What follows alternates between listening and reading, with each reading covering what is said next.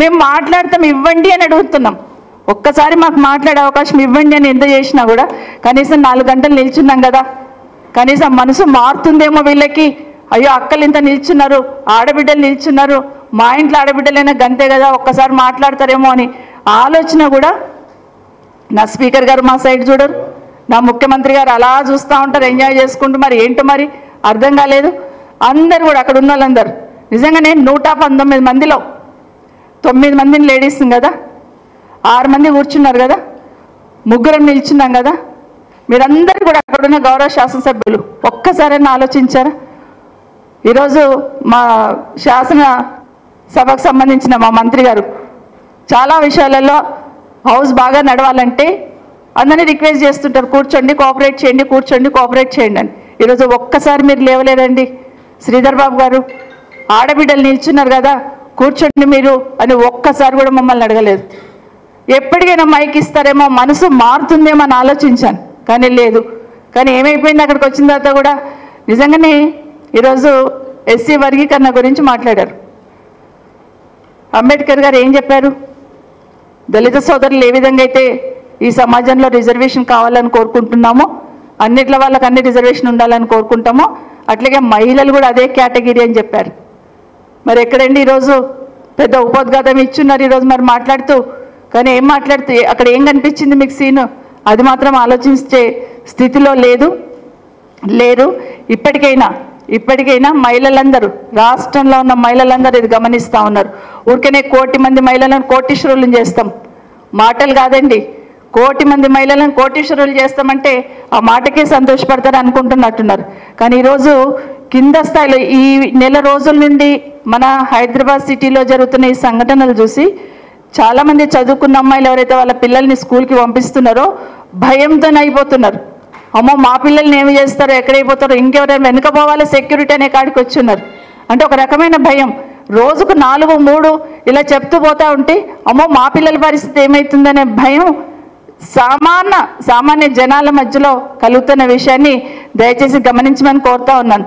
ఈరోజు మేము నిరసన తెలిపే అసెంబ్లీ నడుపుతున్నప్పుడు ప్రజాస్వామ్యంలో అసెంబ్లీలో కానీ పార్లమెంట్లో కానీ ఒక వ్యక్తి పేరు తీసుకొని కామెంట్ చేస్తే వాళ్ళకు వివరణ ఇచ్చే అవకాశం ఉంటుంది. కానీ ఈరోజు ఏం జరిగిందండి? కనీసం ఒక్కసారైనా మైక్ ఇవ్వండి.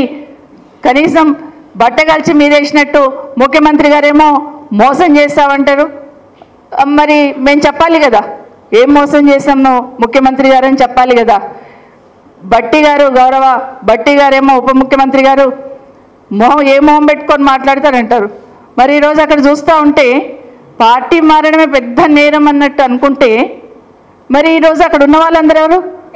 అక్కడ ఎంతమంది ఉన్నారు ఒకసారి చూడండి. ఈరోజు మా గౌరవ ముఖ్యమంత్రి గారు ఏ పార్టీలోకి వెళ్ళి ఏ పార్టీలోకి వచ్చారండి?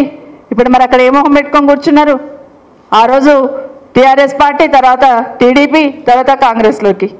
మరి ఎట్లా ఏ మొహం పెట్టుకొని కూర్చున్నారు? ఎందుకు చెప్తలేరు? అయ్యో ఆ రోజున సిఎల్పి సంబంధించిన పదవి పోయింది, ప్రతిపక్ష నాయకుడిగా పోయిందనే బాధపడుతున్న గౌరవ బట్టి గారు ఈరోజు మీకు ముఖ్యమంత్రి కావడానికి అవకాశం ఉంది కదా, మీ పార్టీ మీకు పెద్దపీట వేయొచ్చు కదా. అక్కడ కొట్లాడాల్సింది పోయి ఆ కారణంగా ఆడబిడ్డలుగా మా మీద ముఖ్యమంత్రి గారు ఉప ముఖ్యమంత్రి గారు పోటీపడి దుంకారు. సరే మాట్లాడారు, మరి వివరణ అయితే ఇవ్వాలి కదా, అది కూడా ఇవ్వలేదు. మైక్ ఇస్తే చాలు ఏం మాట్లాడతారు అనే భయం మీలో ఉన్నప్పుడు మమ్మల్ని విమర్శించే స్థాయి మమ్మల్ని ఎట్లా విమర్శిస్తారండి మీరు? మరి విమర్శించినప్పుడు మా సమాధానం కూడా వినాల్సిన అవసరం ఉంది. మేము ఒకటే అడుగుదాం అనుకున్నాం ఈరోజు. నేను అయిపోయింది, తెలంగాణ రాష్ట్ర మహిళలందరూ చూస్తూ ఉన్నారు. సాధారణంగా ఎక్కడైనా వివక్ష ఉంటుంది, ఎక్కడైనా తొక్కేద్దామని చూస్తుంటారు మహిళల్ని. ఈవెన్ చట్టసభల్లో కూడా అదే వివక్ష చూపించాలనే ప్రయత్నం ఏదైతే జరిగిందో ఈరోజు నేనైతే ఫీల్ అయ్యాను. నేను సునీత మేమందరం అనుకున్నాం ముగ్గురం.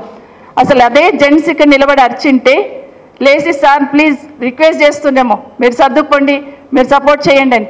ఈరోజు కనీసం ఒక్కరు కూడా బాధ్యతగా అక్కడ ఉన్న వాళ్ళు ఒక్కరు కూడా ఎవరు ఇద్దరు గౌరవ శాసనసభ్యులు రిక్వెస్ట్ చేశారు కూర్చోమని తప్పిస్తే ఈరోజు ముఖ్యమంత్రి గారు ఉన్నారు, ఉప ముఖ్యమంత్రి గారు ఉన్నారు, మా శ్రీధర్ బాబు గారు ఉన్నారు.